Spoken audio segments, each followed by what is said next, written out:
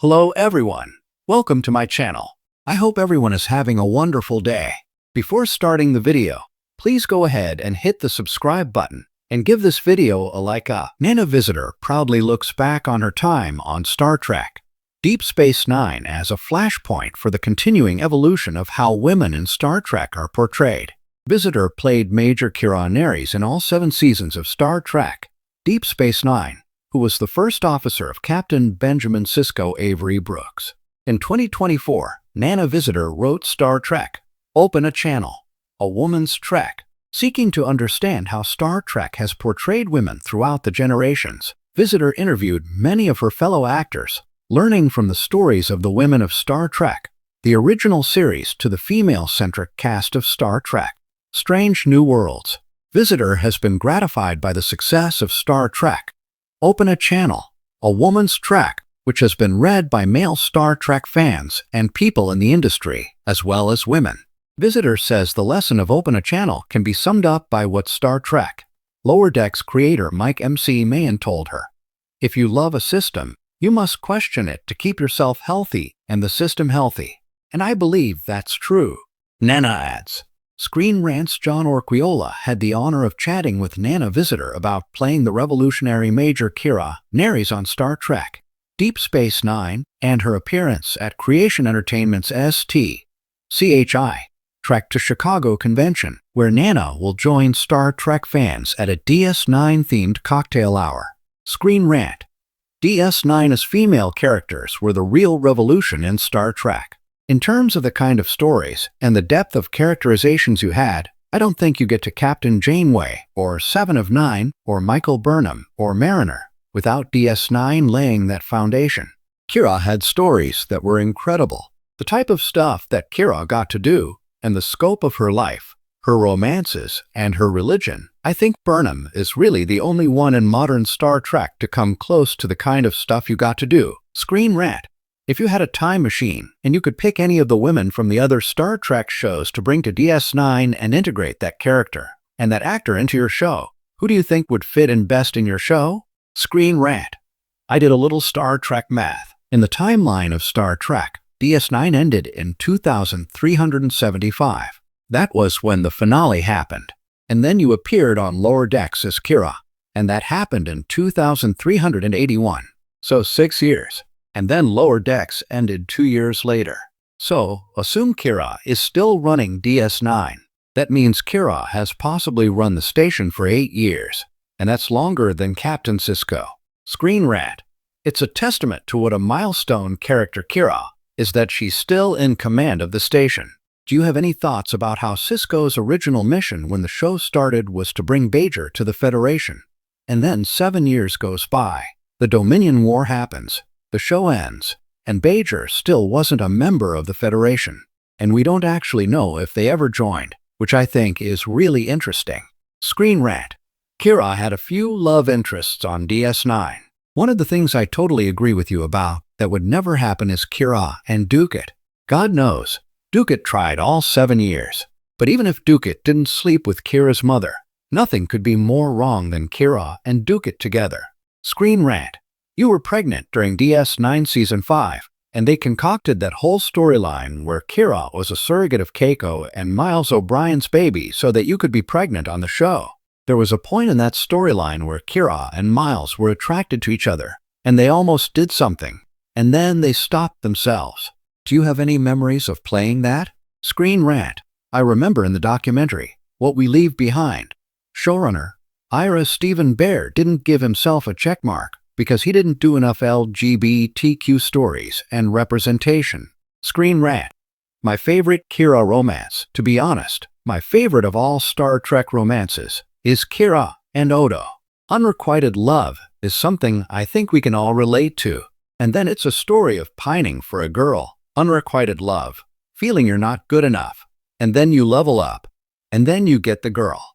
I just love that whole relationship and how it played out, and then, of course, letting each other go at the end. I would love to know your feelings on Kira and Odo, and also your memories of Renee Aubergenois, who's been gone for a few years now. Screen Rant. You're one of the headline Star Trek actors at Creation Entertainment's STCHI Trek to Chicago convention, and you're doing something extra fun. A DS9 cocktail hour. Tell me what that is. Screen rant. I still yearn for a live-action DS9 revival of any sort. Obviously, we lost some of the cast over the years, so a full reunion isn't possible. But I want everybody else to come back together somehow. Having said that, Star Trek has new management now with Paramount Skydance. So is there anything that you've been mulling over for years that you want to pitch? Any ideas you've been kicking around? Let's manifest this. They might see this interview. Screen rant.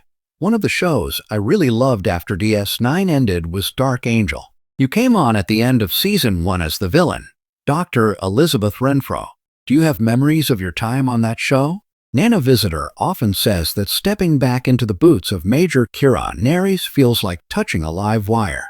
There is energy, danger, and purpose humming beneath the surface.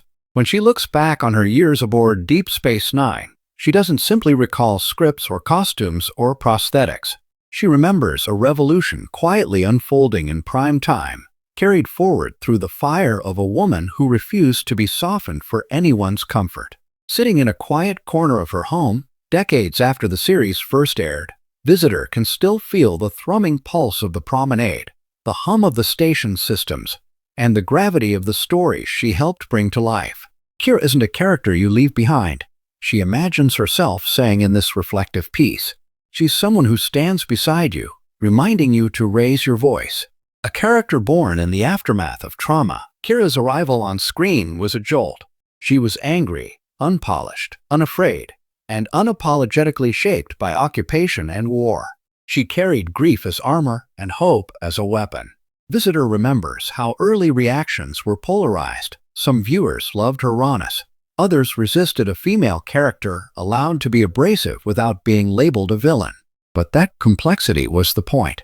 Playing Kira required stepping into the psyche of someone who had lived through trauma and survived not by chance but by will. Visitor crafted Kira's posture, tone, and clipped speech rhythms to reflect a lifetime spent fighting for scraps of freedom. She wasn't just acting. She was embodying the generational fatigue and fierce resilience of an oppressed people. Visitor often reflects on how groundbreaking it was to show a woman not defined by her relationships to men, her beauty, or her softness, but by her leadership. Kira taught me to be less afraid of my own sharp edges, she would say in this imagined look back. She taught me that strength doesn't always look polite. Rewriting expectations of women in science fiction, the 1990s were not known for subtlety in portraying strong women. Strength was usually equated with physical prowess and emotional detachment, an imitation of the male archetype rather than a redefinition of it. Kira changed that. She cried, raged, laughed, loved, doubted, mourned, forgave, and failed. And she did all of it without sacrificing her authority. Visitor remembers how liberating it felt to play a woman whose emotions weren't weaknesses but foundations of her moral compass. She was loyal not to Starfleet, not to politics, but to the survival and dignity of her people. Visitor recalls the letters she received from women who saw themselves in Kira. Survivors of war, refugees, trauma survivors, activists. They didn't see a space warrior. They saw a reflection of their own hard-won courage. One letter described Kira as proof that being broken doesn't mean you're defeated. She reflects in this creative imagining. That was when I realized her story belonged to more than just Star Trek. It belonged to anyone who had ever fought to be heard. The spiritual journey of a warrior. One of the most profound elements Visitor recalls is Kira's evolving spirituality. Unlike many science fiction shows of the time, Deep Space Nine treated faith with seriousness and reverence. Kira's belief in the prophets wasn't quaint or naive. It was powerful, grounding, and deeply human. Visitor embraced that dimension. She understood that for a survivor, faith could be both refuge and burden. Kira's spirituality guided her decisions, tested her convictions, and anchored her identity in a universe where gods could be spoken to and, occasionally, spoken back. Reflecting creatively on that arc, Visitor might say, Kira believed even when she doubted. That's what made her faith feel real. She struggled toward truth instead of assuming she already held it. The politics of identity and occupation. Few Star Trek series delved into politics as deeply as Deep Space Nine, and Kira was often at the center of those narratives. Visitor recognized that Kira represented an entire generation shaped by occupation, fighters labeled terrorists by some and heroes by others. In retrospect, Visitor sees how ahead of its time the series was. It explored colonialism, insurgency, moral ambiguity, and the price of liberation. Kira's journey from resistance fighter to political leader was a slow and painful evolution, filled with contradictions that Visitor embraced rather than smoothed over. Kira terrified me sometimes, Visitor might note in creative reflection. She made choices I didn't agree with, but that's what made her alive. She forced me to confront the idea that heroes are complicated, friendships that transformed her. When Visitor looks back, it isn't just Kira she remembers. It's the bonds Kira forged. Her unlikely friendship with Odo, built on mutual respect and restrained affection, remains one of the most emotionally resonant arcs of the series. Visitor cherishes how their dynamic evolved, a pairing rooted in loyalty rather than romantic necessity. Her relationship with Sisko, simultaneously fraught and familial, reflected two leaders learning to trust each other in the crucible of shared responsibility. Her conflicts with characters like Kai Wynn reminded Visitor that Kira's fiercest battles were often ideological rather than physical. Each relationship chipped away at Kira's walls, allowing audiences to see the layers beneath the hardened exterior, a legacy that endures. Decades later, Visitor sees Kira's influence everywhere. In discussions about representation, in the rise of complex female leads, in the way audiences champion characters who defy easy categorization. Kira wasn't designed to be liked, she was designed to be understood. And in the process, she became loved. Visitor reflects creatively on the legacy as if speaking to fans directly. Kira wasn't created to be perfect, she was created to be real. If she inspired even one person to claim their truth boldly, then every moment in those prosthetic ridges was worth it. Why Kira still matters. Major Kira's revolutionary impact lies not in her victories, but in her survival. She showed that healing is lifelong, that leadership is messy, and that anger can coexist with hope. She proved that strength can look like vulnerability, and that belief, whether in God's, justice, or one's own worth, is a force more powerful than phasers. As Visitor looks back creatively in this reflection, she recognizes that Kira is more than a character. She is a testament to the power of storytelling to challenge, to comfort, and to change us.